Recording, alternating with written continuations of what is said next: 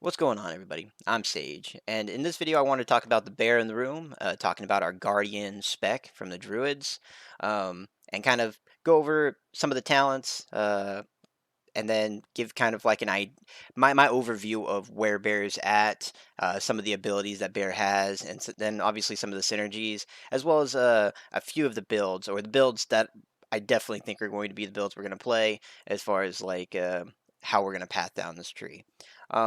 So jumping into it really, really quick, over on the Druid side, pretty much you're taking everything that's tanky wise, right? Once again, all of the bottom talents just aren't worth a ton. Even the Protector of the Pack, the remade Protector of the Pack, that's kind of like, as far as like reading it, still looks really funky, which they announced that in Blue Post.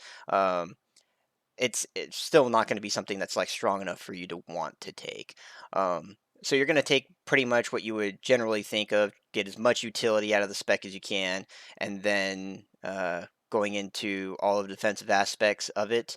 A couple of notable things that I don't think are worthwhile. Obviously, all three of the bottom pieces, those are all very niche capabilities, allows you to obviously have that hybrid capability into the other specs. Renewal is one that I would spec into if you feel like you need some of that consistent capability. And the point that I would get from this is innervate. If you're going into a dungeon, or if you're just playing with the same consistent Mythic Plus group, and you're like, you know what, my healer is perfectly fine. The healer's like, yeah, I don't need any mana for this. Then you just don't need innervate, right? So you take off innervate, and you go into renewal. Like if you wanted to, if you're super tanky and you don't want to kind of like go into any of this.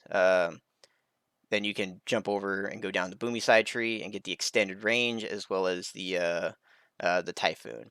The extended range is very nice for like those really, really big packs. But there's two different builds, and depending on the build is going to determine whether you want this or not, as well as kind of this talent up here, your Nurturing Instincts, magical damage and healing increased by 6%. This is going to go off of our Moonfire build, the Galactic Guardian Moonfire build, which is the build that's actually currently on the right-hand side. And this just, this amplifies all of that, which amplifies the healing as well. And we'll go into that in just a second. And that's kind of all I wanted to go into over on the Druid side. It's pretty much the same overview as I've done in the Feral trees. Not too much has changed. Like I said, you're taking most of the tanky survivability, improved bark skin, the verdant heart, and so on and so forth going down. But anyway, jumping over to the bear side. So on the bear side, the very first ability that we end up taking is Maul, and so I don't want to rant too much on it because I do want to air my grievances about some of the issues that Bear does have, but I don't want to make it seem like Bear is just completely unplayable. Bear currently, after they fixed it, because they had a bug where your Berserk would last indefinitely, and actually when you spec into Inkar, Inkar wasn't turning in, or Berserk wasn't turning into Inkar, and then Inkar was just lasting forever because it was getting like a quadruple dip into the rage. I think it's even more than quadruple dip in the rage. It was just getting like a 4,000% dip into rage, making you pretty much get all the rage reduction, which then just gave it back. So you just kept pressing it every 15 seconds, pretty much.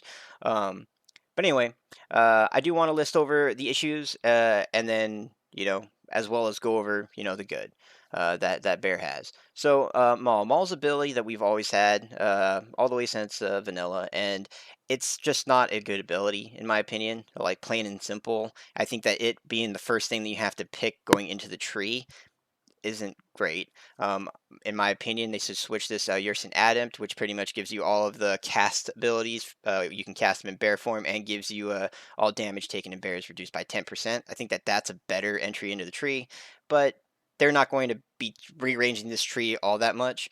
I would assume anyway, since we are getting close, they have the release date for the 28th of November.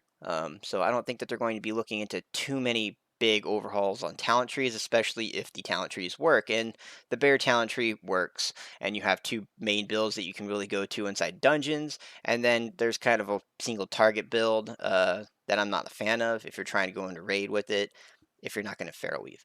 Anyway, Maul. Back to it. Maul, bad ability. And the reason why is because it costs rage. You're weighing a little bit of increased single target damage over being able to make sure that you have frenzy regenerations at the ready, as well as stacking up iron furs. And when you're weighing those two out, especially as a tank, like you have to be playing a dungeon or something at a level that you're like, okay, I'm never going to die with my other capabilities here, so I can feel free to never press an Iron Fur, pretty much, or never press a Frenzy Regen, or like maybe not never, but I'm not going to need it, and so that's a big problem with Maul. Also, Maul doesn't have any AOE capabilities for a Rage Spender damage ability. So one of the things I've talked with other people about is like if Maul just had some kind of AOE capability, they have several things where it stacks up and makes Maul stronger, or Mangle makes Maul stronger. So if they had like a buff that like just periodically stack like every 2 seconds or so, and every stack you get, it would hit an additional target depending on how many stacks you have. So that way, like if you're spending 10 seconds without pressing Maul, then you'd be able to hit 5 targets, which would solve another main issue that I think bears have, and that is the snap aggro. A lot of tanks have a burst of some kind of damage that they can do jumping into a pack. Um, Bears don't have that though. In Shadowlands, not even gonna say season, in Shadowlands with the 4 set that we currently have, you can press Barkskin every 4 seconds, which enables your 4 set, which just gives you that free burst of damage. Not only is it pulsating damage itself, but it's letting you have your free ferocious, or not first, your free thrashes, where you can just sit there and thrash for the 4 seconds or whatever it is. Um, but that gives you snap aggro, and we don't have that anymore. So like there is an issue where you're going back to the previous iterations before that 4 set, where you have that threat malfunctions when you're polling or you're chain polling and you just don't have a lot, and everybody's like going super ham, and you got some people doing some massive damage compared to your own, and you're sitting there and you have to kind of fight for it sometimes. Not massively, obviously. We're doing heroic dungeon testing, which doesn't take a lot to really get threat across everything, but I'm thinking more so once Mythic Plus is out, if we ever get a test Mythic Plus, and your aggro is definitely going to be one of the things that's like, okay, on pull this is going to be a problem. After that, it shouldn't be a problem because you have a lot of damaging things that you can do, but on pull, to make sure you maintain threat across the targets and something doesn't just turn around and kill a melee or something like that. I think if they added a stacking buff to Maul, that allowed it to AoE, then it would be a significant thing, because then you would just pull up rage before you jump into the next pull. So at the end of one pull, as things are dying, you would pull up some rage, and then when you go into the other pack, then you would be able to go in there and you'd probably thrash to get it on its cooldown. It's a little internal cooldown of 5 to 6 seconds and stuff, depending on your haste. And then you would maul everything. And or not maul everything, but maul most of the targets, and then start doing your regular rotation of getting mangle and then thrashes and swipes and so on. As well as with the build that's currently on the screen, you're going to be getting moonfires and moonfiring multiple targets, as well as getting proc moonfires that will assist in that as well. So once the pull actually starts, it's fine. Or once you get into the pull and start going into your rotation, threat doesn't seem to be an issue at all. Damage doesn't really seem to be an issue at all. But on that initial pull, we don't have anything in our kit that just gives us that snap aggro. And so I really wish they would make that work. Obviously, if you're in Inkar and you're just thrashing like crazy, you don't ever have to worry about it. But I'm talking more so that initial snap aggro, which Maul could fix it, because currently inside dungeons, even throughout all the Shadowlands, you never press this ability, unless once again you're just you're invincible and you don't really care to spend it on Iron Fur, because maybe you just completely outgear the area. Maybe whatever's hitting you isn't going to hit you very hard. Maybe you have bark skin up and you're like, whatever, Barkskin will be enough DR for me to just sit there and maul, so on and so forth.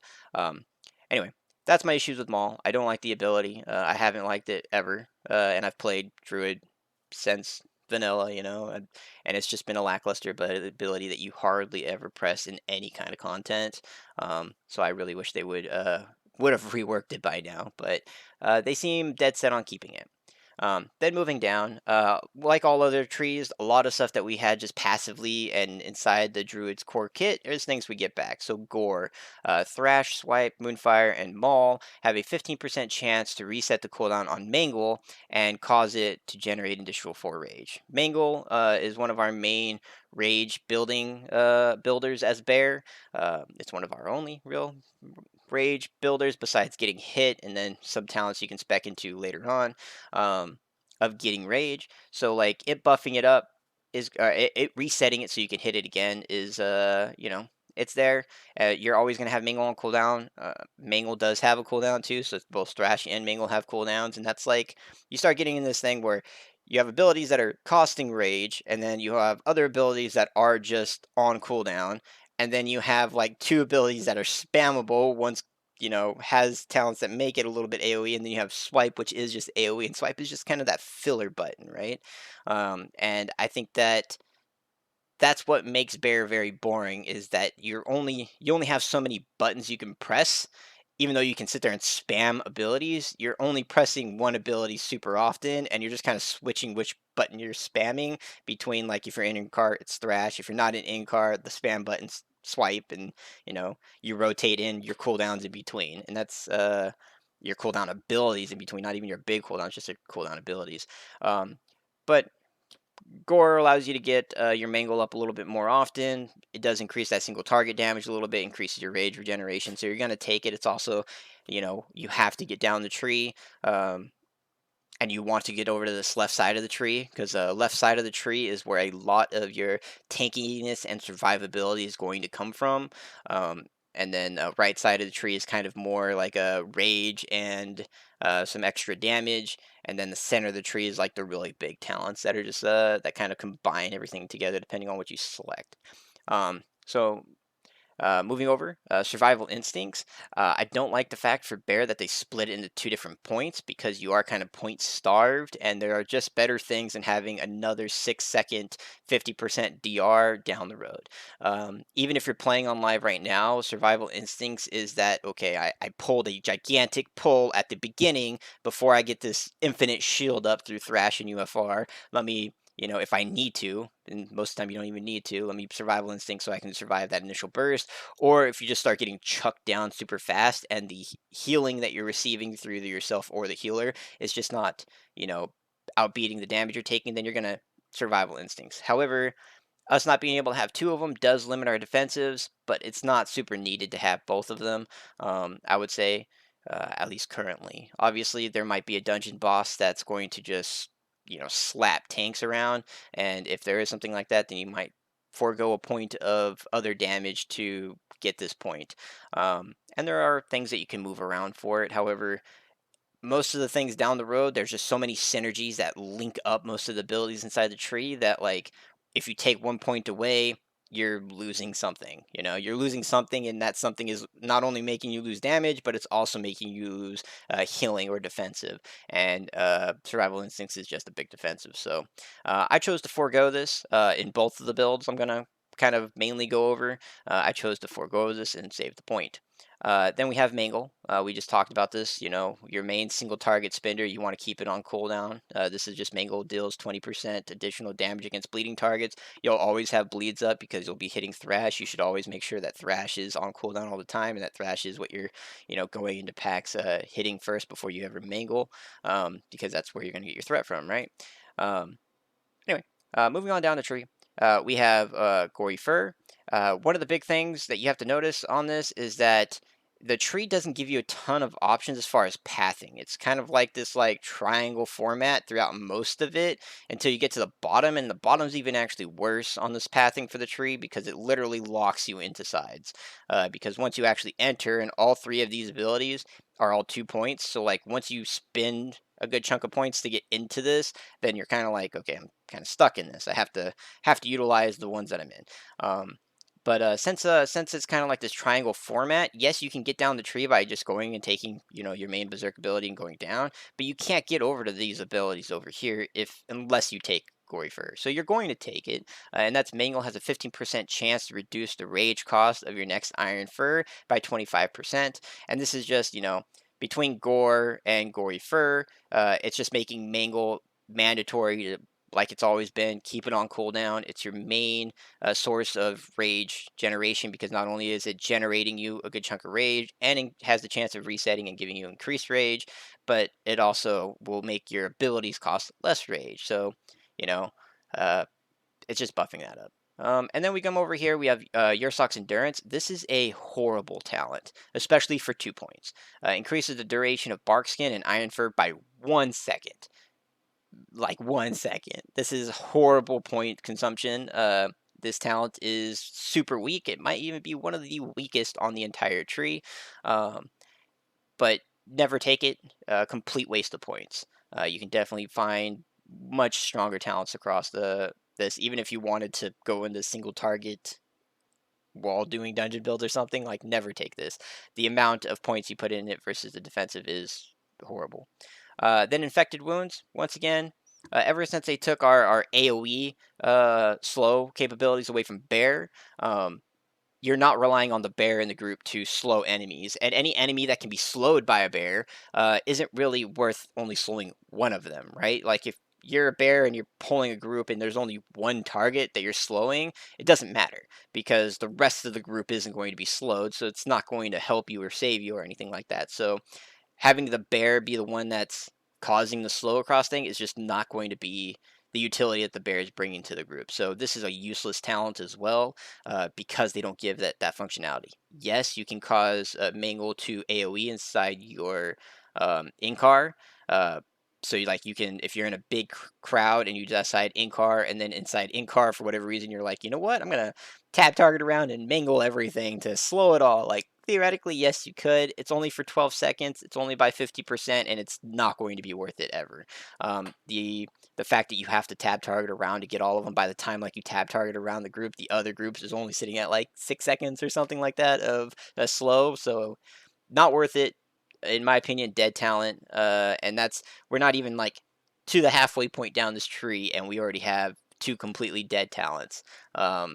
Which is an issue in my opinion. Like, there's no value in having them, because you don't get any increased capabilities from selecting them, um, which is just bad design in my opinion. And I like a lot of what Blizzard has done. The talent trees in total are a massive improvement compared to the previous talent trees, even if they are just adding, multiple systems from like conduits, legendaries, and previous talent trees all into one. I think the selections kind of give you a little bit more to play with. Even if there is going to be, that cookie cutter, this is the best build, this is the most damage, it's the most defensive, this is the most whatever, that's always going to be the case. It was the case back in Shadowlands, even spreading it across 3 different, systems.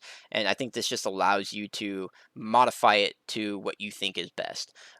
So I like what Blizzard's doing. However, there's some things that are just, they need tuning, right? Or not tuning, but they just need to be fixed. Like, these two abilities or these two talents, 100% rework them or get rid of them and just allow different pathing. I don't know. Like, even if you like popped some of these abilities down here and just made the pathing where it just came down and just got rid of the two, I think that'd be fine too. Um, then you have Berserk, going Berserk 15 seconds, reducing the cooldown of Mangle, Thrash, and Growl by 100%. That's your basic functionality of Berserk, which is, that's fine. That's, you have to take it. That's the main thing that's going to make you not only gain a lot of threat, do more excessive, more damage, but pretty much give you your big uh, invincibility phase, I would say, as a bear. Then we have Innate Resolve, and then this is very good. You have to take it, not only to get to the left side of the tree, but it is very strong talent, which we had as a conduit previously with a little bit of alteration here, and that's regrowth. In Frenzy Regeneration, healing is increased by 20% on yourself, and Frenzy Regeneration has 1 additional charge. And if you like compare the two, it's on the same row as these things, and if you compare this to anything on this row pretty much besides Berserk, it's like, this is obviously leagues ahead of all of this stuff, you know. So you take it 100%. I kind of skipped this one, so we're going to jump back up here to our switch talent that's up in the top of the tree. And this switch talent you have to take, because you have to get down to the left side of the tree, so you don't get a choice in the matter. And it's talents, it's called Bristling Fur, which we've already had, which is it's instant and it gives you a 40-second cooldown, or has a 40-second cooldown, and bristles your fur, causing you to generate rage based on the damage taken for 8 seconds. And then you have brambles, which brambles is just kind of like a passive thorns that you have on yourself, and then it turns into kind of a stronger thorns anytime you press barkskin. Um, both of these, I'm not a fan of because they're not super interesting. Um, brambles is just passive, reflective damage pretty much, and which that's fine, but it's just passive. It's super boring. It's a talent that we pretty much never took previously either. And then you have bristling fur, and we'll talk about this later on with the CD reduction talent that they added in for Inkar. Like there is some gameplay you could think you could have for it. However, it's on the GCD with it. And bristling fur being on the GCD when you want to sit there and it's like, okay, if I'm going to try to spend as much rage as I possibly can to reduce the cooldown of Inkar, like it needs to be off the GCD so that when you go to, you know, do that big burst and you spin as much rage, you build up all your rage, then you go in Inkar, you spend all your rage, you press bristling fur, and then you just keep going ham while you're getting attacked by a big mob, because if you're Inkaring, you should be pulling a big group, right? Like I could see that, but bristling fur has to be taken off the GCD to make that feel good, because currently you're jumping into a big pack and you're going to press bristling furs and then iron and then Inkar, and it's just, I don't know, it feels weird. It feels like you're slowing down just, you know, going into that huge in-card pull, and that feels weird.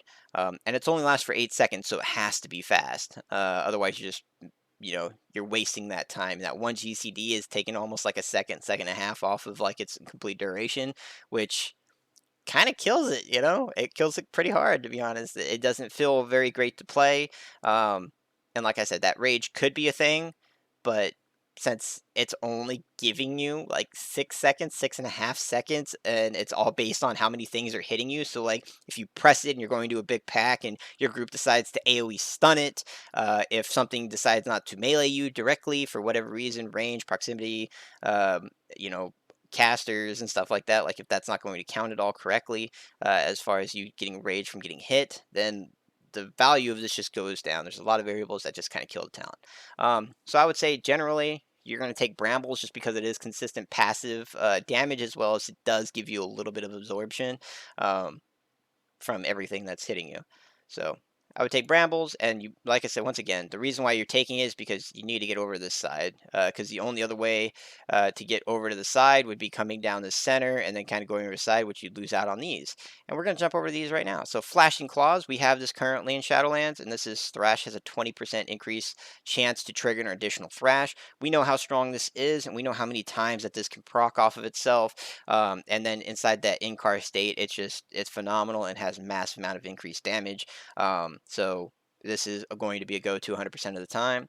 And then I'm going to go ahead and skip down, and we'll go over the middle row after I go over this one, which is Earthen Warden. And we've had Earthen Warden for a very long time. Or not Earthen Warden, but Earth Warden. Currently, we don't take it on live because we want that reduction for our Barkskin. So we're actually taking this talent over here, Survival of the Fittest, on live, so that you reduce Barkskin's cooldown. So Barkskin is a 30-second cooldown all the time. But Earth Warden, pretty much anytime you thrash, you get three charges. That the next auto attacks you take, you get 30% reduction off of it, which is phenomenal. Okay, it's giving you DR on every single melee attack, and you get meleeed a lot, especially when you're pulling a ton of stuff. As well as, since it's based off of thrashes, you're thrashing a ton, and it's giving you 3 charges. We just got 2 points into this that gives you that double that chance to proc. So if you're getting hit a lot and you're procking thrashes as well, you pretty much are going to have just a 30% DR from all of the melee attacks, which is which is very, very good. And then obviously it's going to be paired down with some other stuff that just makes Thrash. Once again, they put so much stuff into just Thrash, which is like, it's fine to build a class around like a certain core set of abilities, but Bear is very much built around just 1 to 2 abilities, and all of their talents just sink into those very few abilities, and then your rotation and your bars feel like they're so empty, and that's what makes Bear seem like it's super boring, is that they just sink so much into 1 to 2 abilities that like the rest of it just is glossed over, and it's like you could press it, you could not press it, doesn't really matter, right? Um, and that's once again, another issue I have with Bear, and that's going to be an issue with Bear going forward. The build that I'm actually showing and displaying on the screen has a little more interactive, and we'll kind of get that as we go to this other side.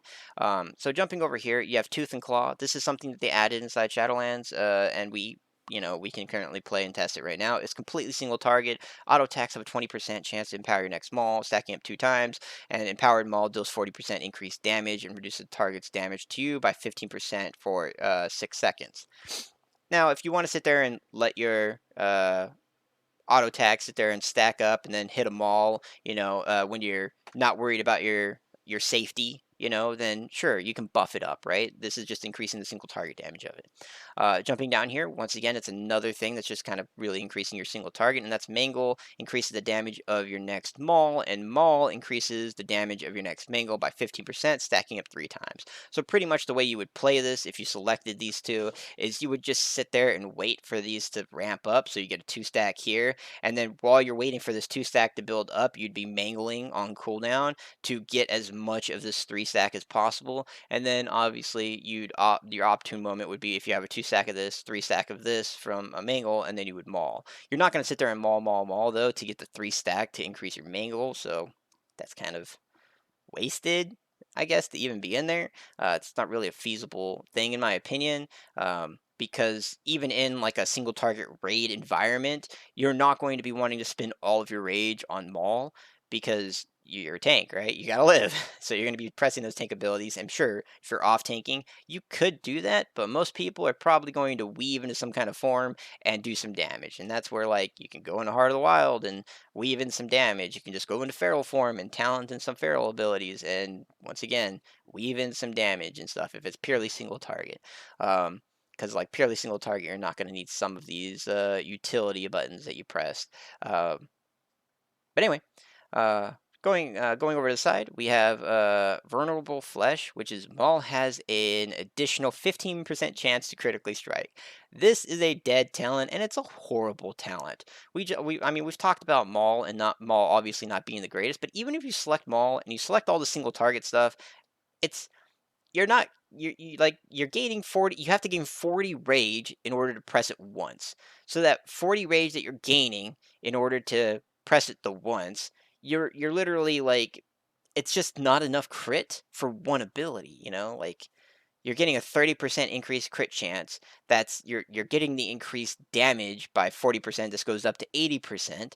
And then you're also getting another 3-stack of this one right here. So you're looking at that, what, 45% increase on top of it. Sure, that sounds like a lot of percentage to increase your Maul, but like your Maul is only doing 8,000 and a half damage in this current gear. It's like, even if this is 120%, what you're looking at, 18,000 damage, maybe something like that for the one press of it. You can't spam it out because it's rage, and you can't sit there and like spam because you don't have something that's going to generate rage like that without pressing other abilities. You can't just keep pressing Maul, and even if you press Maul the once, this buff goes away. Both of these buffs goes away, and you're just not going to be able to utilize this. This is completely useless talent, and it's kind of stuck in a, like, this whole thing kind of blocks going any other route around any of this stuff, even though this stuff I would say is 100% go to in every build. But like, it's this whole section right here could completely be redone. Uh, and then we'll jump over to the right. And this is another just completely dead talent. Don't ever put a point in this. Front of the pack, it was a finesse conduit we have in Shadowlands. A stampeding rewards, radius, and duration are increased by 15%, and your movement speed is increased by 5%. And the reason why it's completely dead is because of the value it gives you. You already are having a 1 minute stampeding roar, and it's also split into 2 points. You're already spending 2 points inside your tree over here, and now you're going to spend 3 points. It's just not worth it. You get to spend it every minute to get Stampeding Roar for the group, and this is just increasing the radius. If the people aren't close enough to you and you're Stampeding Roaring the group to get across, then there needs to be another Druid, or Wind Rush Totem, or any of that stuff that's like, increases movement. Or more than likely, everybody's going to group up to run somewhere, and you just roar them from that point. But this is completely dead. Once again, don't spend the point. And there's so much that's just like not good here. And you can't even like make an argument for it to be kind of good. It's just not good. Like, objectively speaking, I do enjoy playing bear, and I do know that it's an easier, uh, one of the easier tank builds to play. But I enjoy that because then you can focus on other stuff inside a dungeon, which is great, especially with like the rotation being rather simplistic, especially inside Shadowlands right now. Um, you can focus on other stuff, and that's great. You know, if a tank is able to focus across multiple aspects inside a dungeon, you know, that's good. Um, but they could at least attempt to try with some of this stuff. Then jumping over on the right hand side, so we have layered main. Layered main's not horrible. It is a conduit that we had inside Shadowlands too. Uh, but it's also one of those things, it's not super strong. You're putting 2 points in for 10%. And I'm not going to click on this because I don't want to reset the tree. But if you click on it, the value for both 1 and 2 are the same. Um, and so, like, I don't know if it's supposed to be 5% for the first point and then 10% for the second, but it's super, super lackluster. But it's the only way to get down the tree, especially to the middle, because you're not taking any of this useless stuff. You know, this is all super bad. Uh, you know, unless you have a very specific single target thing that you're trying to optimize for. So you're not going to be able to get down to this, and the only way to the center node that has your strongest abilities is to come down here. You don't have any other pathing way. So you have to take the 2 in the layer main. You don't get an option. You have to take 2 in the layer main, and then you're going to have to spend 2 points down here in order to get down. So you're spending 4 points just to get down to the good stuff, you know, and that's super annoying. Um, the ability right below it is Reinforced Fur. Iron Fur increases armor by an additional 4%, and Barkskin reduces damage taken by an additional 5%. All right, this is kind of your generic tank one, right? Like this is okay. It's not super strong, it's just okay, you know? But this is definitely something that, like, if it was up here, it was towards the top, like, if it replaced either one of these talents, it'd be a perfectly fine spot. But the fact that it's you have to take that in order to get to any of the other stuff, it like the tree limits itself so much because there is stuff down here that you could play with, you could utilize inside the spec to make the spec better, but you have to go through all this boring stuff in order to get to any of it, and you're just burning points, and it sucks. It really sucks to have to burn so many points to get through the tree. But anyway, 2 in layered main, get that chance of some more Iron Furs to proc anytime you press Iron Fur. This one just gives you more defensive passively to Barkskin and increases your armor. And then we jump over to the side, and this is where some of the interesting stuff actually comes into play. So first off is Galactic Guardian. Galactic Guardian was actually fun to play. We've had it for a while, but it's always competed with Incarnation, so you never took it, right? Especially the moment that the UFR Legendary became a thing in Shadowlands, this was completely out the window. But Galactic Guardians, in the past, I've played with it, and it was something that was cool. I believe, like when we first did Mage Tower, the very first time we did Mage Tower back in Legion, you would use Galactic Guardian because it give you those free big 300% increased cast of Moonfire, and you'd have to kill the eyeballs, right? And the eyeballs only took magic damage, and the only magic damage you had as a bear was Galactic Guardian. Well, Moonfire, but you know, you could get some big Galactic Guardian procs from it, and as well as not only would it just like randomly proc Moonfire on the eyeballs, but then you'd have a 300% one you could kill the next one that spawned like instantly.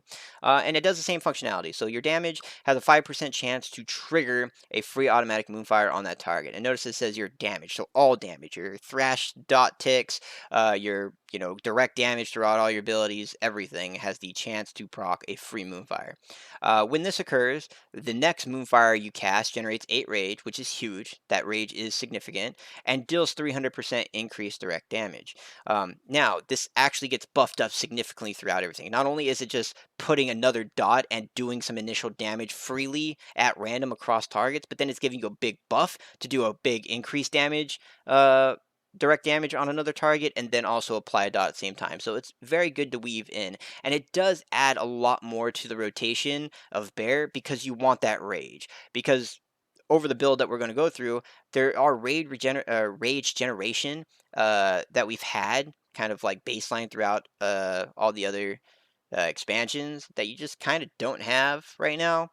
So this is going to be one of the main sources of rage that you get. So you have Mangle giving you rage, you have this giving you rage, which is big.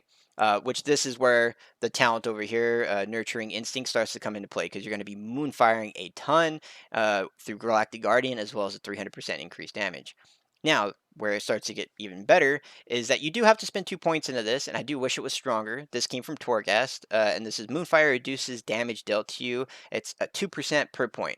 Not very strong, right? However, you're gonna have Moonfire across everything, so it gives you just a 4% DR from the group, which isn't bad. It's just not super good either, especially for 2 points. Once again, burning points. We're just burning points, and we don't get the chance to get any like of the other good stuff at the bottom of the tree. We're just burning points at the top. Two, two, two, two. And it's just like, it sucks. There's so much stuff, too. We have so many points that are just stacks of two. This 100% should be 1 point. 100% should be 1 point. This, for 4% DR, 1 point, please. Um, Same thing over here. 20% chance at a thrash, 1 point, please. Like, the only time this is going to be super like strong, noticeable is going to be inside your in-car window where you're getting free ones anyway and you're just procking more off of it. But like when you're sitting there and just regular pulls on your thrash, which is a 5-6 second cooldown depending on haste and whatnot, like it's not like when you proc it, especially at the beginning of a pull, it's like, yeah, I got it. But it's just we're burning so many points. Anyway, going down to the bottom one right here, twin Moonfire. Same thing that the twin moons for Boomy is pretty much anytime we press Moonfire, it goes on 2 targets, which is very huge when you're pairing it up with Galactic Guardian. So Moonfire deals 20% increased damage and also hits another nearby enemy within 15 yards of that target. So when you go in and you start moonfiring things, you're going to get not only the DR from all of it, you're going to get the additional procs of it that'll have a 300% increase. But anytime you press moonfire, it's going to happen on 2. And when it happens on 2, when you get this proc, it procs it twice, right? Or it uses moonfire twice. So like there's super good synergy between all of these abilities, and that's kind of why spending 2 in here isn't as horrible as some of these other ones. But you definitely want to get disability. You can forego these, which on the second build I talk about, we do kind of end up foregoing this to try to get other stuff further down the tree. But for the main build that I think most people are going to play, this is definitely a very strong synergy between these 3 abilities, as well as this talent over here. And then also, you're forced into an arcane damage build because in order to get down to like Incar or Convoke or any of the stuff that's down here that's super strong, Fury of Nature, while in Barret form, you deal 20% increased arcane damage, which is just like, okay, I'm forced to take increased Moonfire damage, which sure, you're gonna Moonfire stuff anyways. Even in Shadowlands right now, you're Moonfiring, right? You're not Moonfiring super often. You're trying to get that weaved in there at the beginning of rotation or beginning of your pull because once again, the whole idea behind dots is get it on there early so it has its full duration, can do its full damage and so on and so forth. And then dots that are applied when things are half health or dying, then less value because they fall off, so on and so forth. So you're forced into taking it. So forced into taking this and just this synergizes super well together. They obviously built it so that you would pick all of these. And then on top of it, we're going to top it off on this build, which is something that is pretty cool since they do push you into the arcane build, which I do like the arcane build. I'm not trying to put any downers on it. There isn't an option with this one. There is option with this side. You don't technically have to take this, any of this. You don't even have to take Galactic Guardian, but I think you'd be kind of a fool not to be honest. But you know, you don't have to. You don't have to take any of this. You can take other things going down the tree, or you can take in some of the stuff going down. Anywho, something that ties all of these talents right here into each other is this one right here, Elunes Favored, another very, very strong talent inside the center of the tree. While in Bear form, you deal 30% increased arcane damage and are healed for 30% of all arcane damage done. So your Moonfires, not only now are you proccing free Moonfires that are just going randomly on targets, you're getting 300% increased direct damage. Every single time you're Moonfiring with your actual ability, because not when Galactic Guardian procs, but when you're using the proc that Galactic Guardian gives you, you're Moonfiring 2 targets. All the targets that Moonfired are getting a DR on you. You're getting 300% from here. for direct damage. Then actual just total damage, you're getting 20% here, another 20% here for 40%, and then another 30% here for 70% increased, plus the 6% from over here. So you're getting a ton of arcane damage increase, as well as you're rolling Moonfires across all targets, and then you're getting healed for 30% of all of that damage.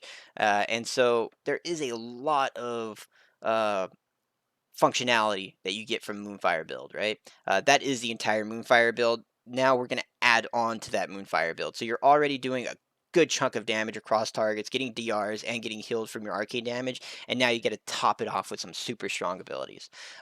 So jumping over here, we have Circle and Life and Death, and this is something that Bear and Feral should just have had for a very, very long time. And it's your damage over time effects deal their damage in 25% less time, and your healing over time effects in 15% less time. The healing one, especially in Bear, you don't get a ton of value out of. In Feral, you get a little bit more because you get instant regrows. But the main thing is your damage over time. We are a damage over time tank. Most of our damage is going to come from, well, direct damage from Thrash, to be honest, and Moonfire. Moonfire is actually going to take the cake inside this build as far as making sure, as long as you get it out on everything, you're using your procs on cooldowns to generate your rage and so on. It's going to definitely be your main damage over Thrash this time around. Um, and Circle and Life and Death is one of the things that makes that happen. Because, once again, the whole mechanics behind bleeds is if you can get the full durations out of them, you're getting massively more damage. So this is a go-to talent. You don't get a choice in taking this, in my opinion. You have to. It's mandatory. You could opt out of it, but you just be nuking your damage and capabilities throughout a dungeon. Any build. There's no build that this wouldn't be your opportune choice. Like I said, this one, there is a build that you don't use this because you might not necessarily need it for the healing. However, this one 100% of the time. We're gonna finish off the center before we go over to the left side and this right side over here. And so in the center you have Incarnation, which is the same thing that we've had continuously as far as Inkar. It makes Berserk last 30 seconds, as well as it gives you an improved bear form that grants you benefits of Berserk, causes Mangle to hit up to 3 targets, and increases the maximum health by 30%. So it gives you increased tankiness by giving you a big health pool, as well as lets you, do some direct damage to cleave, which generates a ton of rage if you're mangling inside that cleave, as well as mangling single target when you only have single target, as well as obviously thrash spamming your mind out, which is it's going to be the go-to, right? It's something that's super strong in Shadowlands. Inkar being able to grant yourself some of that kind of like damage immunity and big pull tankiness is very phenomenal. Now, the thing that I have issues with is everybody knows what Convoke is. Uh, you know, before before we had double legendaries and we all went pretty much Venthyr for the most part, a couple Kyrian people stayed in Kyrian and so on, but the majority of people went Venthyr for that increased damage because the synergy between the two legendaries was some of the better synergy you could get out of all of them. Even if you went Night Fae and you had a 1 minute Convoke, like, this isn't worth it. And right now it says 1 minute because I have this right here selected, but I have this selected and I don't have Convoke actually selected, so it doesn't give you the 1 minute. This is still 2 minutes.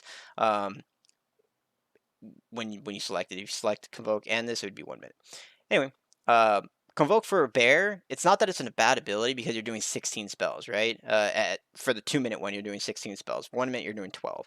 But it's just too random, especially if you're trying to use it as a defensive or if you're trying to use it as damage. It's just way too random. Now, there were a couple really big damage points that you could do. I'll point this out in this video as well. If you were to select Heart of the Wild and Halls of Atonement with Convoke, and then balance affinity, like if you jumped into that chapel and you sunfired all 4 groups and then you boomy convoked across everything, got starfile across everything, and then you could incar to double up on it and just thrash and get 3 stacks of thrash across everything. Like, you did some massive damage in that room, and you could pretty much solo that room by yourself. But it's such a niche scenario to have that, and that's just you trying to pop off on that damage uh, increase your damage overall. Now, granted, that does save time. The more damage you do, saves time by killing everything faster. However, and as if you're talking about the entire dungeon, owl weaving, even though we did it early on in Shadowlands, where like you could run away from a pack, shift into owl, get off 4 seconds of a convoke, shift back into bear, jump back into it. Like that was interesting gameplay and kind of neat to mess around as a tank. But obviously, there's a lot of risk there. But as you actually started doing higher and higher keys, like there's no chance you got out of bear form. There's no chance you ran away because the moment you ran away from packs, they would just turn around and beat the crap out of your melee. So I don't like the fact that they pair these two up, is what I'm going to get at, because this is another thing where, like, before Galactic Guardian was competing with Incarnation, and now Incarnation is competing with Convoke. And sure, there might be some single target raid bosses when like on the opener, if you don't take it, if you're not the tank that tanks the boss on the opener, then sure, go ham, get that Heart of Wild, get that Boomy, sit there and Convoke, get some big burst damage off the get-go, and then switch back into Bear and start tanking, is ultimately what it comes down to. Like, obviously, you could stay the full 40 seconds or until the tank needs you, the main tank at that point needs you to swap with them. Um, but I don't think it's ultimately worth it unless you're trying to like damage parse for a tank, inside inside like a single target raid encounter, yeah, or off tanking encounter, whatever. But inside a dungeon, I don't think you're ever going to take it. It's not strong enough. It does give you some good healing capabilities if you're able to pop in a human and run away, as well as press convoke. You can heal up a group, especially in a struggling time, or if you're stacking for a big AOE mechanic and you sit there and heal convoke everything. Like it does do a good amount of healing, especially if you pair that up with a Heart of the Wild. You can get some good healing stuff, but those are niche scenarios that you'd have to weigh the value of getting your in car being super strong for you and convoke.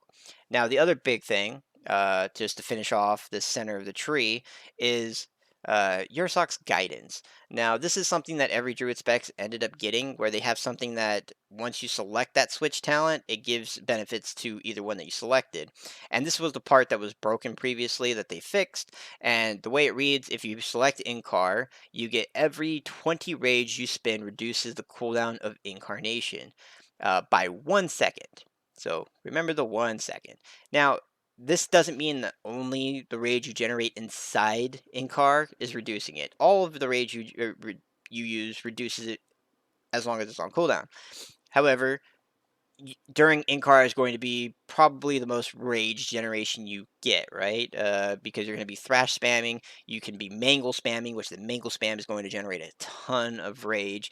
Um, but you also have to remember there's talents that we haven't selected yet that we used to have in the past that gave us rage, and we don't have any of that stuff that gives us rage right now. So like even inside your in-car, like anytime your Galactic Guardian procs, you press it so that you get that rage, so that you can spin the rage, so that you can keep getting the reduction. So rage management is going to be huge because in total, and I've tested this several times, put up timers and so on, is that with both builds, you pretty much get with through your in-car, as long as you're focusing on spinning all the rage that you can during it, you get about a minute off. This build is like just shy of a complete minute on average, and then the other build I'll go over here once I finish actually going over all the talents, gives you pretty much exactly a minute, and then you can slowly reduce it after that. But ultimately, in total, before your in-car comes back up off of cooldown, you're getting about a minute, maybe just over a minute of cooldown off of it, which is great for bears because our entire routes, the bear pull routes, our entire routes are built around our in-car windows. And instead of only being able to do this big burst survivability tankiness every 3 minutes, now it's shortened down to 2 minutes. You get significantly more inside a dungeon and way more play where you're like, okay, if every pack at a higher level key is going to take us a minute, then you kind of get in the situation where it's like, right, like every other pack almost, you can in-car, which is great. There are a couple of downsides, not downsides, but things you have to keep in mind when you're playing this build is that if you're not actively tanking and getting hit by stuff to generate rage and build up those, spinders for rage, you are not going to get that 2 minutes consistently. So pulling a dungeon super fast or consistently always having something hitting you, pretty much, and then making sure that you're spending rage as soon as you get it, unless you know that you're going to need to save up something.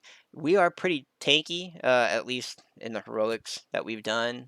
Mythic, to be determined when it actually comes out. But we are very tanky with the build that we have. This is something that we want to do mainly for the damage and the capability of kind of having that like almost damage immunity, I would say, going into it. Um, Last thing on the right-hand side of the tree before I jump over the talents we actually selected, you get the other piece of Berserk. Go Berserk for 15 seconds, reducing the cooldown of Frenzy Regeneration by 100%, and the cost of Iron Fur by 50%. We've had this before. Pressing these are super strong. The Iron Fur is going to be your main rage dump when you get in that in-car, and you're trying to get the CD reduction as you press everything. Obviously, Iron Fur is going to be your main ability you chuck around, which is going to be 20 rage instead of 40 rage, uh, because of this. And then jumping over to the other side, we got to take the other piece of Berserk, which is Unchecked Aggression. Go Berserk for 15 seconds, increasing haste by 15%, and reducing the rage cost of Maul by 50%. I don't know why they put the last part in, to be honest. Like, the only the only thing that makes sense is that they're trying to make it so that in single target, when you in car, you're gonna mangle, mangle, mangle, mangle, mangle, maul, maul, maul, maul, mangle, mangle, mangle, mangle, maul, maul, maul, maul, and like kind of go in that same rotation of it, to try to get as much single target damage out, which is sure, you could do that, but you're losing out on all the defensives, so you're gonna have to rotate in Iron Furs. Now, do you overcap on Iron Fur inside your incarnation? Absolutely. Inside Shadowlands, we were getting 15 plus stacks, 10 to 15 to even more stacks of Iron Fur, and you don't need that, right? That's going way beyond your armor cap at that point. So, like, if you were to monitor how many stacks of Iron Fur you have, and then weaving in a Mangle, sure, that's increased gameplay, increased skill cap. You can do that.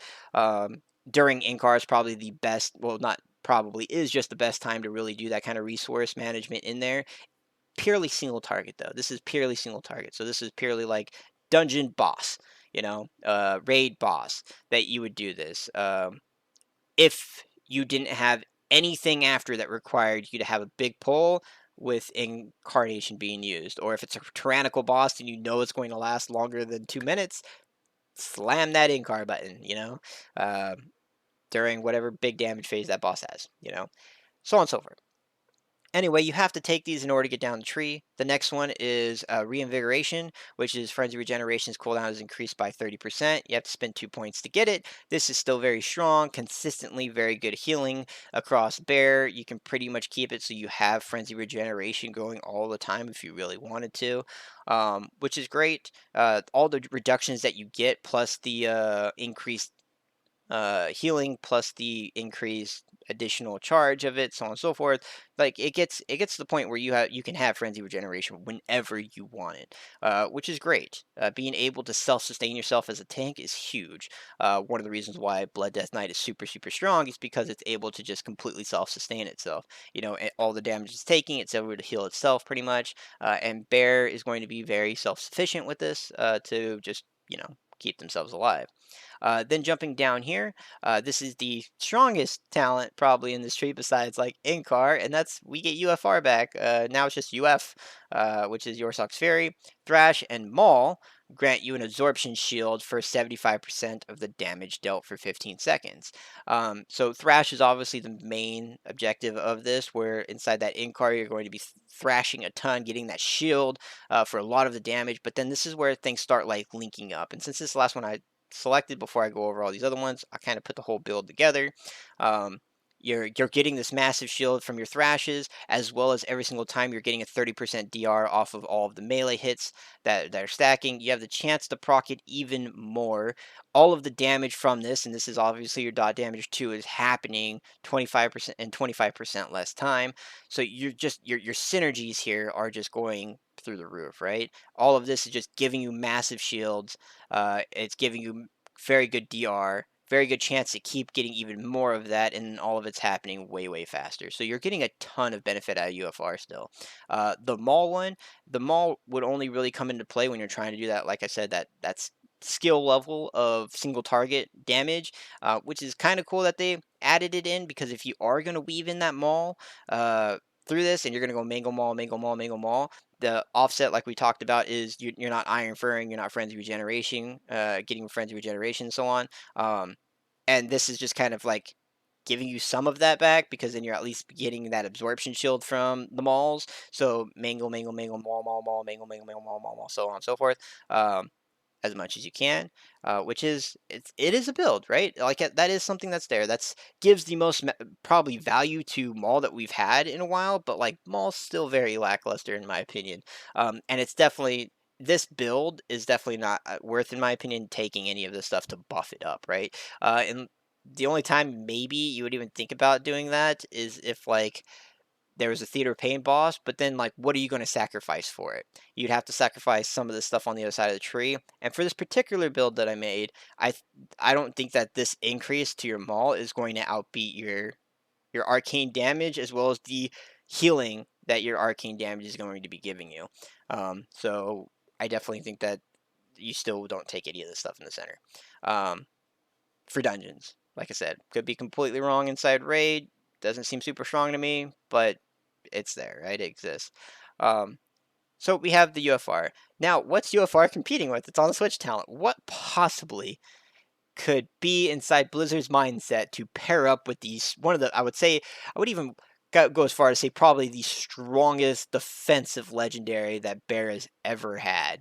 And that is a talent called Dream of Cenarius. When you take non-periodic damage, so direct damage, you have a chance equal to your critical strike to cause your next regrowth to be instant, free, and castable in all forms. This effect cannot occur more than once every 20 seconds. This is a completely dead talent. Like 100% dead talent. There's so many issues with this. Now, having Bear be able to toss out heals, that's great, okay? Paladins have that wog that they can throw out, the Word of Glory that they can chuck out on party members, which gives them good utility because they can help heal the entire group, right? Bear being able to have something like the like feral druids do, that's like, sure, give us that, but why pair it up with something as strong as UFR? This right here should definitely be something that's at the top of the tree. Like, it's such low impact, especially if you're not going to use it. Uh, it takes a certain amount of.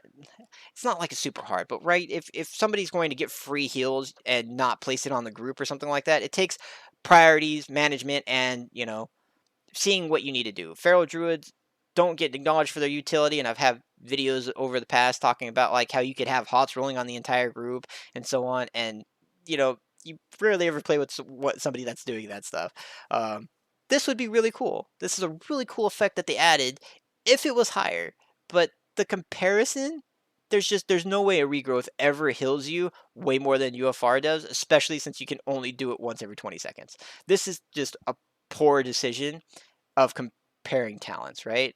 Like there's there's there's nothing here that you would ever pick Dream of Scenarios over your Sox Fury. There's not one scenario where this outbeats it.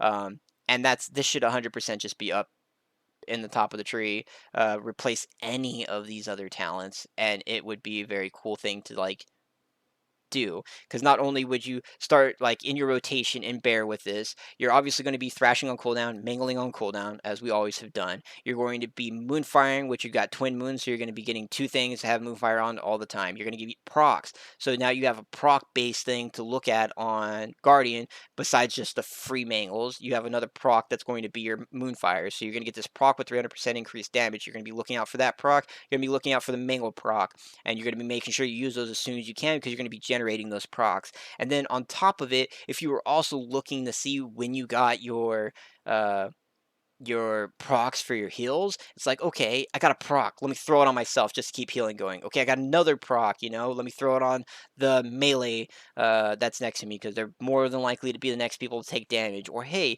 I have a regrowth, let me just heal the person that's dying, let me help the healer out. Like, that's phenomenal utility if they were just to like give it to us on a different route, like a different area, something that we could put the point into.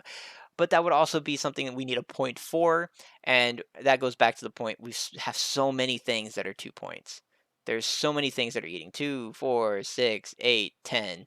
That's 10 points in just those little bit of talents. Uh, and it hurts so much to have to just sinks that much into it. If you didn't have to choose layered main at all, you wouldn't, and you'd use those 2 points elsewhere in the tree. Or if this was up here and you didn't have to take layered main, you'd pick that one, and then maybe they could put another one of these other things up here on the top and get rid of some of these completely dead talents, um, which would just make the build that much better. Now, let's finish this off and go over all the talents we haven't selected, okay? On the right-hand side, we have Pulverize. We've had Pulverize for a decent chunk of time at this point. I want to remember it coming around in, like, Burning Crusade or something, way, way back in the day. And it's not like it's a horrible ability. As far as like the DR it gives you, it's the cooldown that really gets you, right? So it's a devastating blow that consumes 2 stacks of your thrash, which is not a problem, on the target to deal X amount of physical damage and reduce the damage they deal to you by 35%. Whoops. For 7.5 seconds. So 35% is a significant amount. The 7.5 seconds, not very long duration. However, it is longer than Survival Instincts is. Um, but it's not as strong as Survival Instincts, and this one, doesn't have a 3-minute cooldown, it has a 45-second cooldown, so it can kind of counterbalance the fact that you don't get this all the time. It eating up your Thrash isn't going to matter because you're going to be proccing Thrashes as well as you're just going to get those 3 bleed stacks back up. The big problem is it's 45 seconds, so you're going to only use this when you know you're going to take a big, big tank hit, so like a boss hit or something like that. So like big single target when you know you're going to take a hit, sure, you take this. Single target raid boss or something, you take this. Um, Potentially. Um, but even then, it being on a 45-second cooldown, you're only going to get so many inside a boss fight. Especially in like Mythic Plus, unless there's an ability that's like, okay, if you don't have a gigantic amount of defensiveness for this, you're just going to die. It's just going to one-shot you. Uh, Sharing Suffering from Lower Kara, like, this could have been something that potentially you could have selected. You could have Pulverize, you could have Survival Instincts, and you have Bark Skin, that you could throw at all of this stuff. So, that's the only time that Pulverize I think would come into play. I don't think it's strong enough for you to select for a consistent DR and damage build. Then you come down here to the bottom, and we have Rend and Tear, which is something we've typically selected in the past because it's a good passive increase to damage, and it increased DR. So each stack of Thrash reduces the target's damage to you by 2% and increases your damage to them by 2%. The problem with this is that this used to well, not used to, it still does. It stacks up with your Thrash. You can stack Thrash up 3 times. It gives you 6% across both of them, so you get kind of 3 into it. But it's just it's increasing your damage by very small percentage, and then your DR by a small amount as well. Now you can argue the fact that it's 6% across everything that Thrash is hitting, and Thrash is going to be hitting everything, right? Which is definitely stronger than this one right here, where your Moonfires are giving you 4%. This is 2 points for 4%. This is 1 point for 6%. You can make that argument, but the other thing that you have to take into consideration is you can't get Twin Moons if you don't grab this. So once again, like, yeah, this is 2 points. Should just be 1, or that it should be buffed. Which it just hurts the tree, to be honest. So that finishes up this. Then we have Untamed Savagery, and this is actually going to be one of the ones we use inside the other build. And I'll go over that once I swap it over to the other build that I've been playing with. Increases the damage and radius of Thrash by 25%. It was our Lufa legendary, and we've had Lufa since Legion. It was actually one of the main things you really wanted during Mage Tower when Mage Tower first came back. Like, if you got the RNG gods to bless you and give you the Lufa legendary, then that challenge became significantly more easier because you could just stand outside of that decay circle and thrash at least. Even though it wasn't massive amount of damage, you could at least thrash that single target um, Inquisitor from the edge. And I did have that. I was lucky, and I did have that when I went to do the Guardian challenge, even though it still took me like 400 attempts back when it was current to do it. Um, anyway, Untamed Savagery, very good talent because Thrash damage increased by 25% just synergizes so well with your Sox Fury, right? You get that you're already getting a massive shield. Now it's just increasing all of that by 25%. Your radius is being increased, which is what we were talking about, not having to take your increased range that we got from Boomy Affinity, not having to take that if you were to take the Untamed Savagery on this side of the tree. So that is something to look into. For build wise. You could just go forego it. Like I said, the build I have shown right here is foregoing it, and it really depends on dungeons. So like if you were to take these away, if you, well, I guess you can just do that right now. So if you were to take these away and go down the boomy side of the tree, you can still get the magic damage. You can still get your rage, and then you have open to typhoon. You can still come down here and get these other abilities. So you'd be selecting all your utility down here. Uh, mandatory, and so on, which is definitely something you can do. You just be sacrificing your remove corruption here. And then right here, you have the chance where you could just take all 3 points in here and have your remove corruption too. You just be losing out on a few other minor things. So it's really just depending on what you need. You do have to take your uh, skull bash though. So you have to mess around with what points you want. Back to over this side of the tree though. Um, we're going to talk about this little cornerstone of our tree, which is not only it's blocked, but it's significantly weaker than the left side of the tree. And I mean by a lot. UFR obviously increases this side by a dramatic amount, but even if you're comparing some of the other abilities, it doesn't compete with this side of the tree. And so we'll start going over it. Survival of the fittest reduces the cooldown of bark skin and survival instincts by 15%. Stacks up twice, so this goes to 30%. It's even nerfed from the way it is on Shadowlands. I want to say Shadowlands right now it's 33% reduction across it, although that could be a conduit or something that's playing into it. But I kind of remember 33%. Correct me if I'm wrong. Anyway, 2 points to get into it. 2 points to get to 30% in. Barkskin is not as valuable as it was, or as it is on Shadowlands because it's not generating a 4 set. It is that 20% DR. It does give you a shield now, and it does last 4 seconds longer. So you do have it up a little bit more often. It's 1 minute baseline, so this is going to obviously reduce it by that 30%. So you'd have it up a little bit more often to get that 20% DR a little bit more consistently.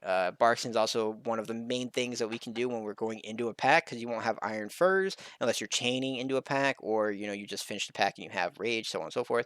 But like if you're going into a pack dry, Barkskin's our best ability to press to make sure that on pull we're just not taking a massive amount of damage.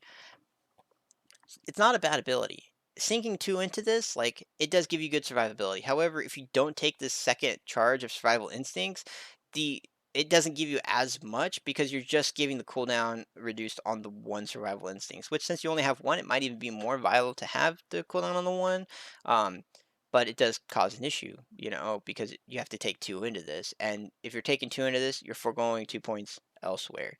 Um, and it really is a hard thing to think of because even with both of these defensives over the course of a dungeon, it's probably, well, not probably, it's not going to give you as much defensive as your shield is. It might give you more in an instance, right? Getting 50% DR in an instance of taking a hit.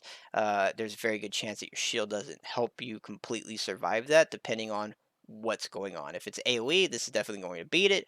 If it's single target, it won't beat it, right? Um, so survival of the fittest. We all know what it is. Not going to talk about it too much more. 2 points to get it. Then we come over here, and this is where, like we were talking about, like you don't have the rage regen that we used to have, and that's because you don't have blood frenzy anymore, where Thrash generates 2 rage each time it deals damage. This was something that, like, I believe used to got paired up with these two up here, and somehow it's all the way at the bottom of the tree. Like, this should definitely be higher in the tree because this is something that just allows Bear to be Bear and do its abilities, like have its functionality, and it being all the way down here and blocked behind Survival of the Fittest.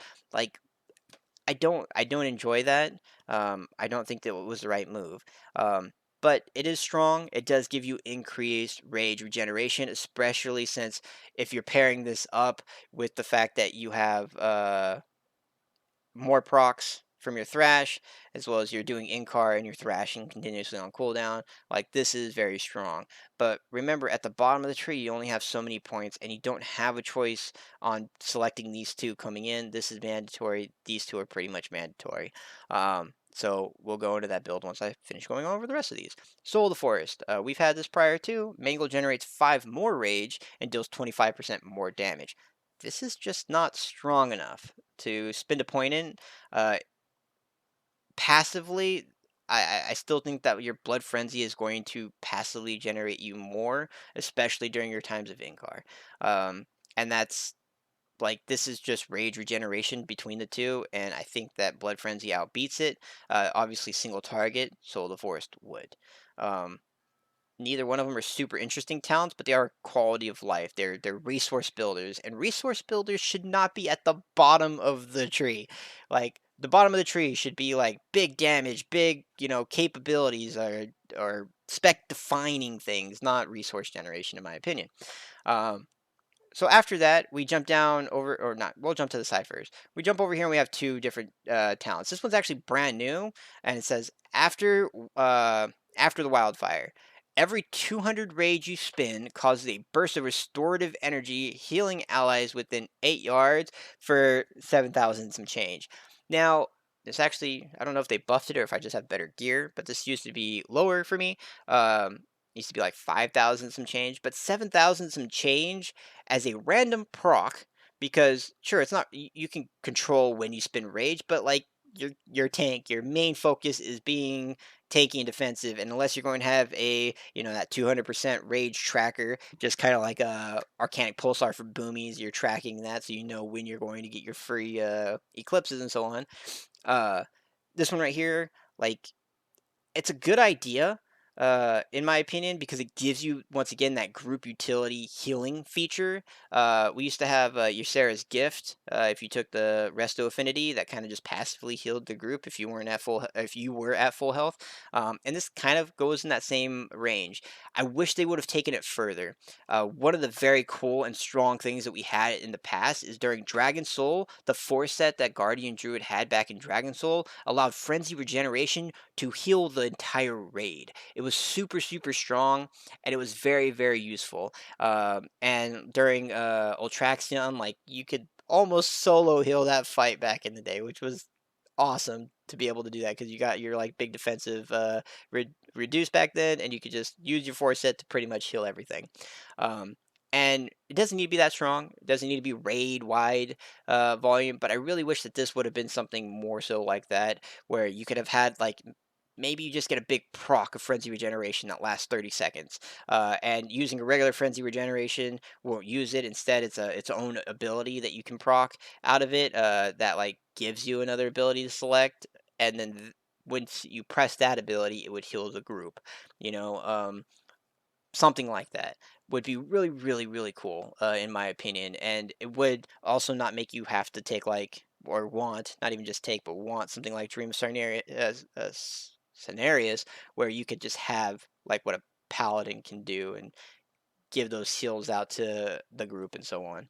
Um, but yeah, I think it's a cool idea. But since it's like, you can control it, but in the sense of like, you're not going to. It's just gonna happen, and if it heals full targets, targets that are at full HP, it has 0 value, which just makes it not strong, in my opinion. As well as the heal from this is super, super small. During Incar, you'd be healing significant because you're spending a lot of rage, but you're still having to spend a ton of Iron Furs inside Incar to even get this, because you're spending, 20 rage because it's 50% reduction. Uh, for that Iron Fur. So, you're spending 10 Iron Furs to get one of these procs. It's just not nearly strong enough. I think the idea between these two are cool, and the utility could be cool, but it's completely useless as is, especially with what they're competing against on this side. Anyway. The other one, Guardian of Elune. We've had this previously. We've had this for a while, actually. Mangle increases duration of your next Iron Fur by 2 seconds, or the healing of your next Frenzy Regeneration by 20%. Uh, this is not so much for the Iron Fur. Iron Fur is not really hard to keep up and have consistent, as well as you're forced to take layer main. and build up this way. Um, so you have the chance of a 10% chance to get a second Iron Fur as well. The main thing is your Frenzy Regeneration. You're going to increase it by another 20% as long as you mangle before you Frenzy Regeneration. This used to be something that we actually did play a long time ago. I want to say early BFA or something like that, as I remember using it. And then prior to that as well, you would just make sure you mangle before you ever Frenzy Regeneration, as long as you had, you didn't need to instantly heal yourself up.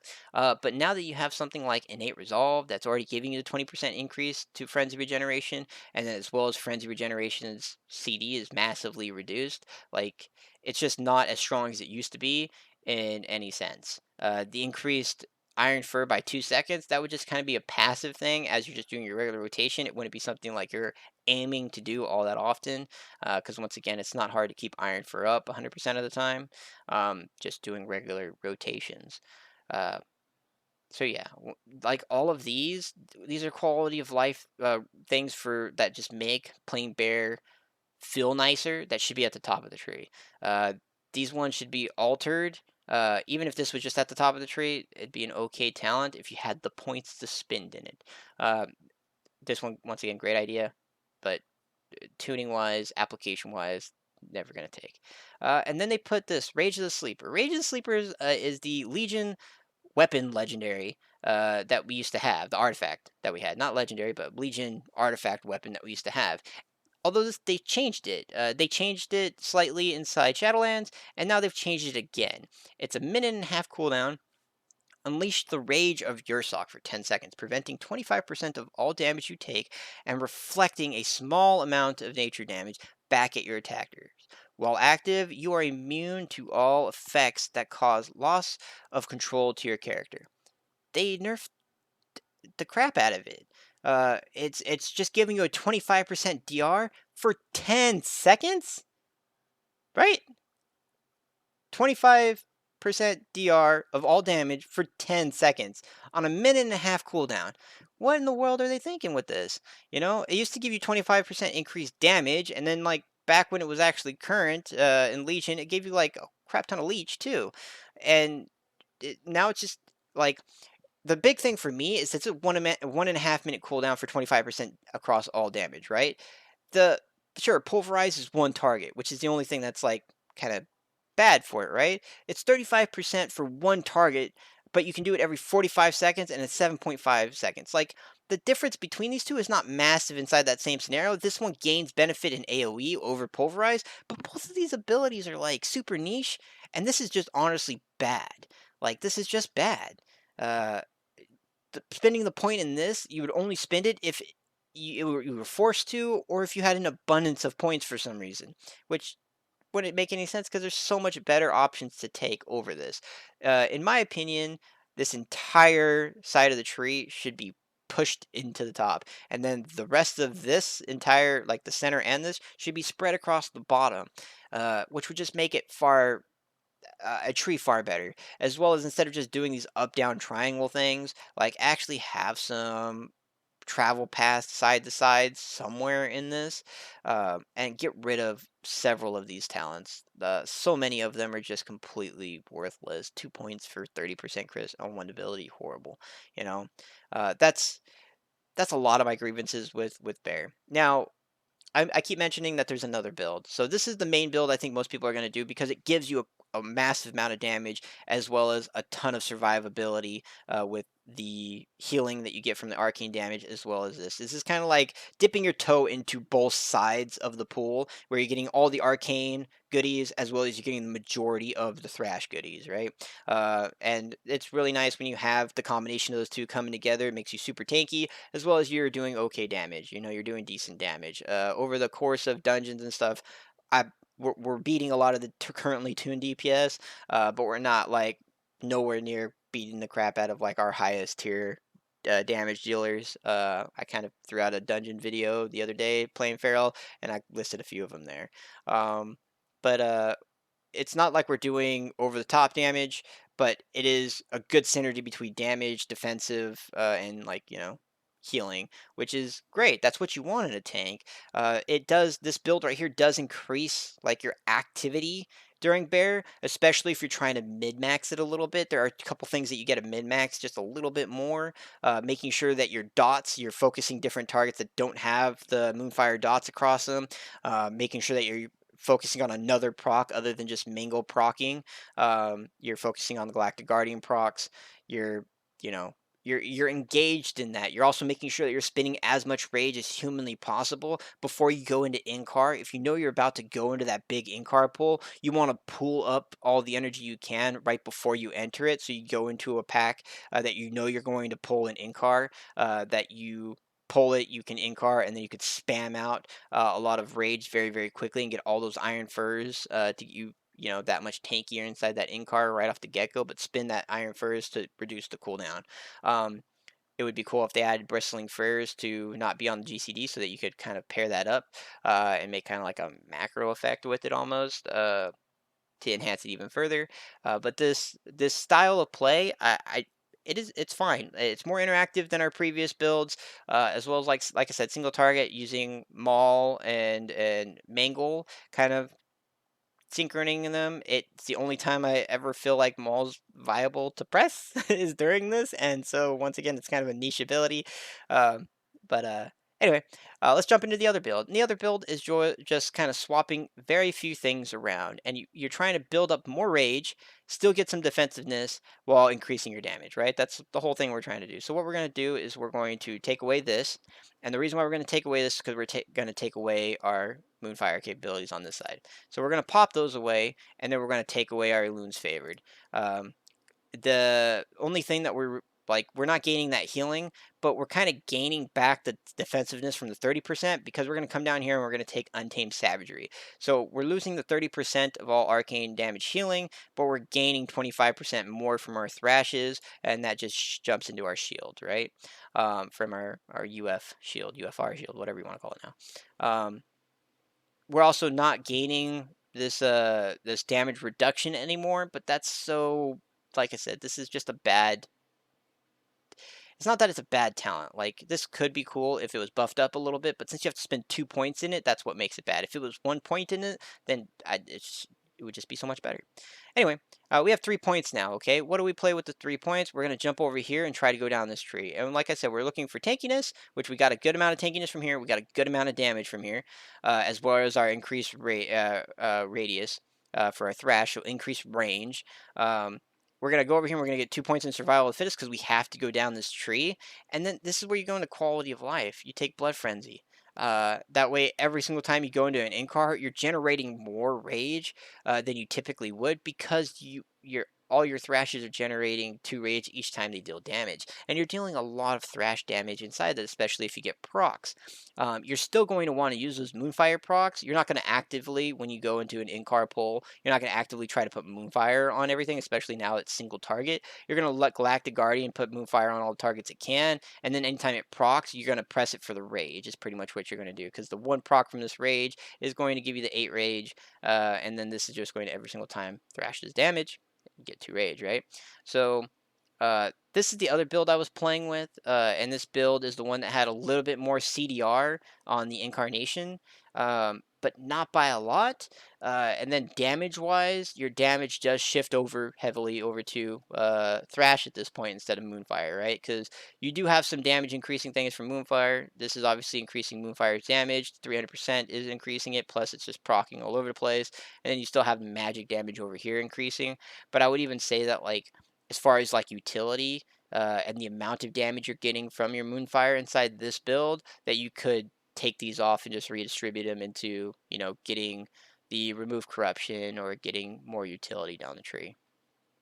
Um, but I would think that these two are the main builds. You have the half and half build, I guess is what I would call it. I would say, which is the main go-to, where your Moonfire, you have the full Moonfire build, plus you have the Thrash absorption shield build, and then this one is more the CDR for defensive rage gen thrash build, like those two.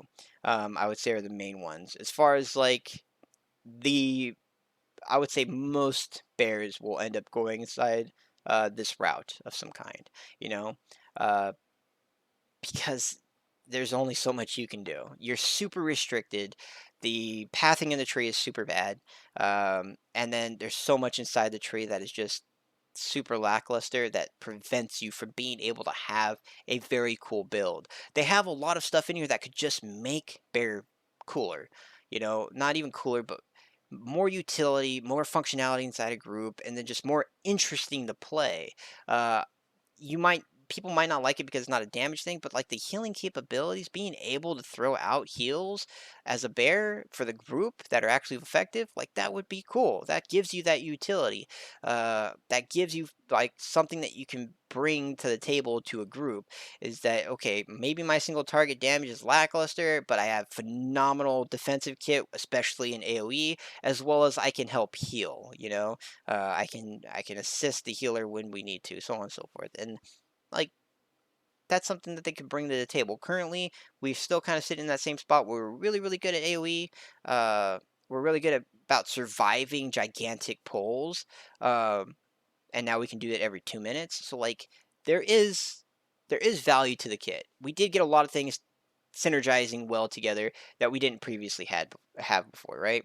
Um, Having Galactic Guardian for damage is great, but then also being able to have Galactic Guardian, Inkar, Circle Life and Death, and Earth and Warden kind of all combined together while they're still giving us our Eurosox Fury, like those are all big wins for us. But there's so much more they could do. Don't pair up Convoke with Inkar. Uh, don't pair up UFR with anything. You know, it's way too strong. It's always going to be the go-to. This is a dead talent because of what it's competing against. And they've done this a couple times. I've gone over the Feral Tree, and in the Feral Tree, Lunar Inspiration is a neat talent to play with. It's something we used to use in Legion, but it's always been dead because of what it competes against. Not because it's a crappy talent. It's dead because of what it competes against, and what it's competing against is just super overpowered comparative, right? And they did that here. So if I were to be able to change anything about Bear to actually get it fixed before uh, before this becomes live, it would be the easiest thing in the world, and that's just change several of these 2 pointers to just one. Like if they did that, the builds would open up significantly. If they just change several of these 2 pointers to 1 point, be perfectly fine with it.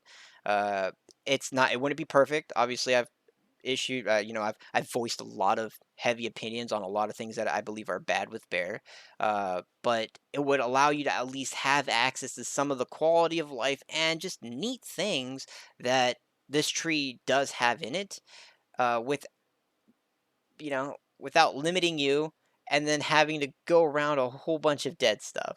Uh, and they could just prune a lot of this, clear up the tree, take out all this useless stuff that they've thrown in here for some reason, and then just open up the pathways, put all this at the bottom of the tree, shove this up here into the top of the tree, and let us just get down. You know, let us enjoy some of these builds. Let us have our frenzy regen and our survival of the fittest while being able to have the Moonfire build.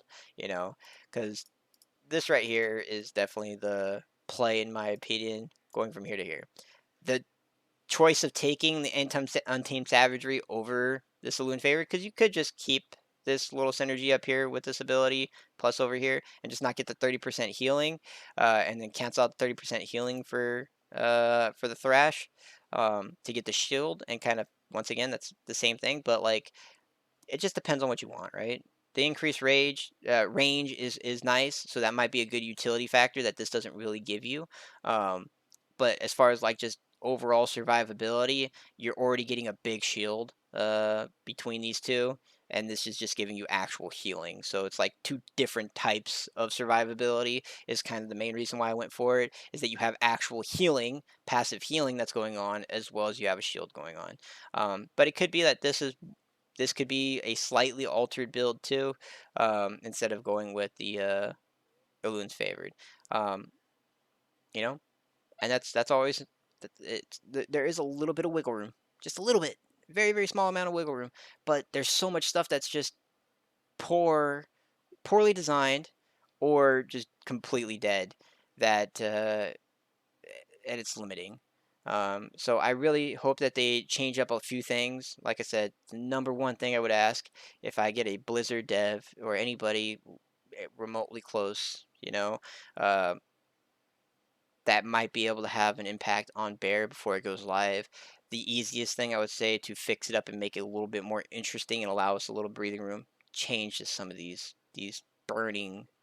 uh, burning talent holders. Make them all just one. If you make them all one, we get 3 more points. 3 more points would let us get exactly what I had on this side plus this side.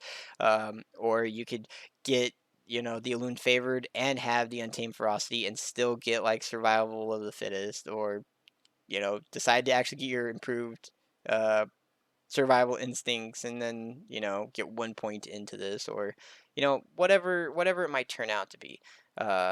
Like them just being able to reduce some of the 2 pointers would just make it better. 100% make it better, to get down the tree. um Obviously it's not the main thing. I would think that it's not. It is the main thing I wish they would fix, but it's not what I think the actual talent tree needs the most, which is just kind of a repruning and reorganization, better pathing, so on and so forth. Which, hopefully something like that happens, and if not, please just take off the amount that we need inside some of these. That's a lot of ranting. Um, as far as like actually playing Guardian Druid, once again, it's fine. Guardian Druid's fine. It's like I said, it's very good at what it's typically good at, and that's big pulls and surviving those gigantic pulls. Is what it's kind of like super proficient at. And then once again, single target is still a little bit lackluster. It's improved a little bit in the single target through the arcane damage Moonfire, as well as the Maul Mangle spam you can do on complete single target. But it's not going to like overly beat everybody, I would say, depending on tuning. Obviously, a lot of tuning is going on right now. But it's even in its current iteration, it has a good chance of being very, very good, if not near the top of some Mythic Plus, solely on the fact UFR exists and Incarnation being a 2 minute cooldown now instead. Like that synergy is super powerful in Mythic Plus, especially high end Mythic Plus. You get super tanky very consistently, with some huge pulls, and there's some big AoE gurus out there. Um, Obviously, Boomkin's got fixed, but they're still very strong in that aspect. And it's like if you were to link up a Guardian Druid with some gigantic pulls and a Boomkin with those gigantic pulls, as well as like enhancement shamans, feral druids, so on, are doing very good in that single target range, or not single mass AOE burst range. So like you could definitely foresee something pretty big coming around if you're able to pull gigantically all the time. Um, and that's kind of my whole view on the talent tree. The last little thing I want to go over for Guardian, just since I'm making a Guardian video, is all the tier sets came out, and once again, I said this in the Feral one, is that Blizzard put a blue post. They mentioned that all of the ones for the first tier are going to be super boring. Not They didn't say super boring, but super basic. Especially for tuning, and because most tiers we don't get our tier set on the very first raid. They're going to do that this time around, so most of them are very low. So Guardians, their 2 set is Gore, which if you don't know what Gore is, it's up here. We talked about it earlier. So it's Gore has a 5% increased chance to trigger, which is not a lot, but it's there. Um, and then Gore also increases Mangle's damage by 10%. So it's like, sure, it's just getting more chances to get Mangle to proc more often, and then Mangle does a little bit more damage, right? Which is not game breaking in the sense of anything. It does help a little bit with single target, but not massively. And then the 4th set is Mangle and Thrash deal 5% increased damage, which is a decent amount. Or not a decent, like that's good for AoE, right? You're gonna do a lot of thrash damage, so the 5% is just 5% increased on like your in-car pulls almost. And then it also adds in that Mangle heals you for 100% of the damage it deals. So they buffed up Mangle a little bit, and then they also are increasing. You get the heals from Mangle. So like on those cleave builds, or even on that single target, when you're just mangling, especially if it's 3 or less targets, instead of thrashing it all, you sit there and you mangle them. You're getting a lot of rage regeneration from it, which is giving you good CDR, but then you're also getting that heal from it. But then anytime you're generating that rage, you can maul with our berserk. You can maul with it instead of iron fur, which is giving you a shield as well. So you're getting a shield from it. You're getting healing from that like single target spam now. So like I don't think it's bad. I think that single target, it makes you do a little bit more damage, as well as have a little bit more increased survivability throughout not needing to press Iron Fur, because Iron Fur or Frenzy Regeneration. So if it does link up, or to be strong enough to just heal you throughout that like in car, and keep you tanky enough in that in car that you can spend all of your rage on or Maul, instead of our other defensive kit that requires rage as well. So there is that. Uh, it's obviously, it's not like super strong or anything. It's not meant to be. I don't think Bear is going to have any problem taking any kind of content inside Dragonflight. I would say, just from like a Bear tanking standpoint, the biggest issue is that snap threat. After the snap threat, though, everything else is going to be fine. I wouldn't say that it's like super intriguing or new. There are some cool synergies, like I've talked about a couple times, but I think Bear in total is going to be fine, decent. There's a good chance, like I said, because of some of the CDR that we have, though, that like we could be very competitive towards high end Mythic Plus. Um, just purely from like looking at what we could have and how they could have done things. They could have just added so much more to Bear, even by just reorganizing and reducing the cost of some of these abilities. Anyway, this is a long video. I didn't actually expect it to be as long as it turned out being. Um, so we're gonna end it here. And if you like the video, like and subscribe to the channel. If there's anything I missed, any synergies you think are really good for Bear, let me know. Like I said, I do play a lot of Bear in Mythic Plus currently. Hopefully in Shadowlands less, because I do like the way Pharaoh's looking inside Mythic Plus, specifically in Dragonflight. So hopefully, tuning proves appropriate for both of our specs, for Feral and Guardian, and we get to play those. Uh, we get to enjoy playing those inside Dragonflight. Hit me up with any builds that you guys have been testing out or played. Obviously, I haven't played every single talent combination, so on and so forth. As well as there are times when I misunderstand, misread, misutilize, so on and so forth. Definitely not the best Guardian Druid in the world, but um, I've just been playing Bear. I've been playing Druid for a very long time. So let me know what you guys think in the comments below, and any ideas you guys have. Past that, thank you for lending your guys' ear to me, and I will see you guys in the next video. Thank you. Bye bye.